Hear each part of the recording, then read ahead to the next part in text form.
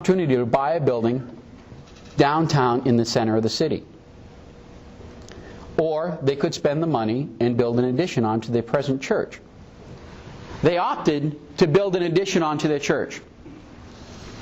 No big deal, except for the reason why they chose to build an addition rather than buy the other building.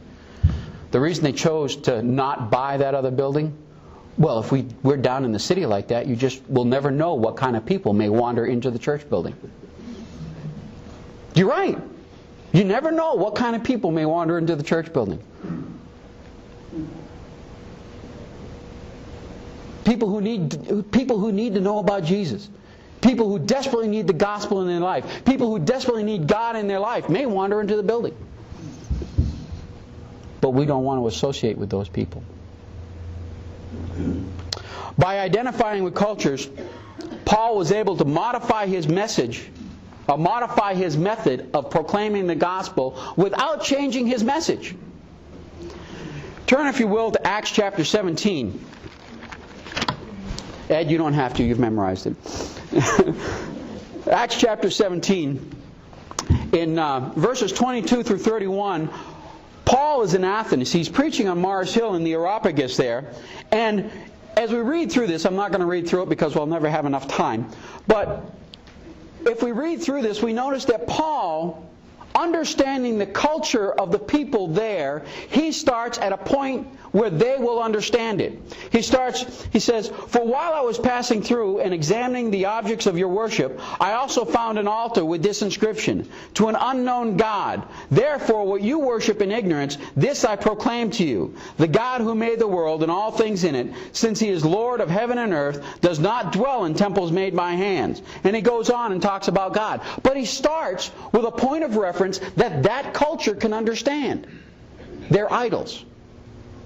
And one that he happened to see there, to an unknown God. You don't know this God? I know this God. Let me tell you about Him. There's one phrase used in verse 28. It says, "For in Him we live and move and exist." That one phrase, in my study, I found that phrase was a common, traditional Greek formula used by Stoic poets around the 3rd century BC. See, Paul used their own language, their own style of speech to contact with the people. In Ephesians, Ed, you'll correct me later if I get this wrong. In Ephesians, Paul often used terminology that related to the magical practices of the people of Ephesus in order to show them that their practices were useless and that the only thing that Jesus was above everything that they did, so they could throw away all of their magical practices. He used the term talking about how Jesus is above every name that is named. That phrase, "every name that is named," refers to the practices of magic that were common in the city of Ephesus at that time period. See, he's using their own terminology, their own phrase, their own understanding to show them who Jesus is and the place that He should have in their lives. When we first moved here, many of the teenagers were absolutely amazed and dumbfounded because of my daughter, Alicia, using the term wicked, the word wicked. Not that she used the word wicked, but the way that she used the word wicked. She would see something that was really nice, that she really enjoyed. She said, "Wow, that's wicked awesome." And that confused them. "Man, that ice cream last night was wicked." It confused them. Why? Because they didn't understand the culture that she grew up in. And when you understand the culture, you understand the word and why it's used that way. She grew up in New Hampshire. New Hampshire and the whole New England area was predominantly settled by Puritans. And if you know anything about Puritans, they were very stoic. They didn't show emotion. Any excessive display of emotion was considered bad. They also believed that anything that you derived pleasure from was evil, was wicked. So over time, as other people who were not Puritans moved into the area and started to live there, they adopted the phrase that, "Wow, that's good enough to be wicked." And that degraded over time to just being wicked. In New England, we use the word decadent in the same way. Does everybody know what the word decadent means? It means something that's evil, something that's terrible.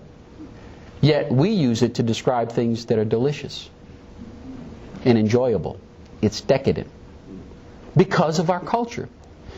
See, language and culture are intimately related to each other. They are inseparable.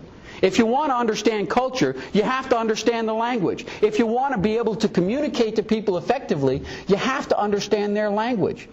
And I'm not talking about just a foreign language in another country that you may have to learn. I'm talking about the differences in languages even here in the United States. I just gave you an example of how in New England we use words differently than you do here in Texas. They're different than the words that are used in California. The words are the same, but our use of them are different. Our understood meaning of those words are different than they are in other places. And you see, when you go into a culture, you have to be a student. You have to learn. You have to learn to understand the people. Whether you're going into a deaf culture, whether you're going into a culture in California, whether you're going to New York, if you've never been to New York, they're unique. If you're going into Boston, if you're going to Maine, there's two kinds of people in Maine. There are Mainers and there's maniacs. Mainers are people who go up to Maine and decide they like it and they stay there through one winter and leave. Maniacs are people who go to Maine, stay through one winter, decide they still like it and stay the rest of their lives.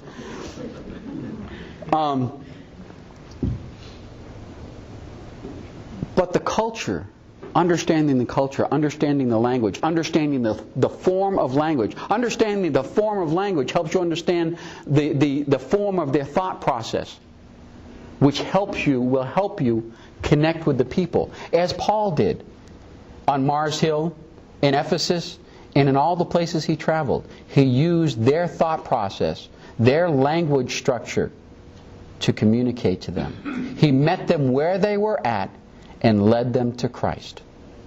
And you can't do that if you're unwilling to be uncomfortable.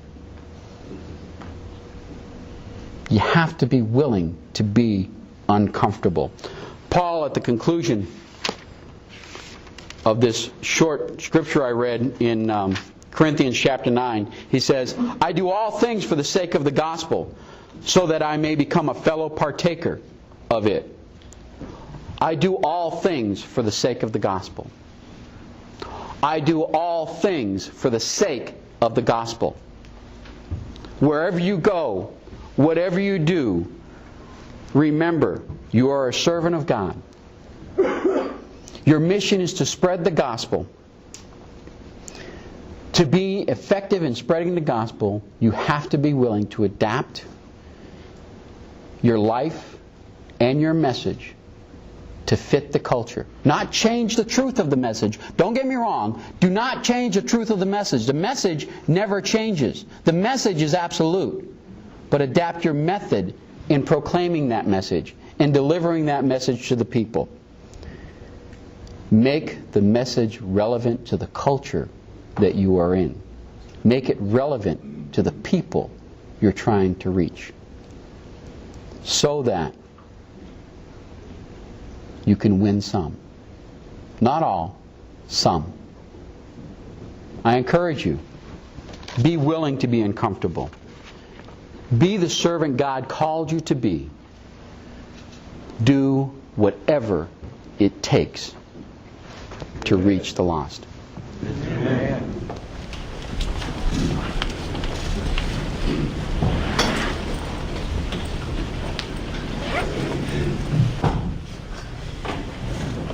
Thank you, Larry.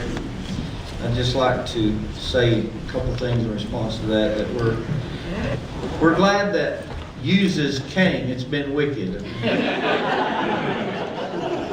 Translate that into Texan, glad that all y'all came has made us proud.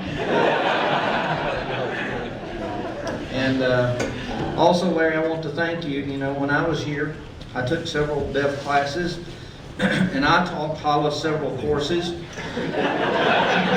few more like us, and he will graduate.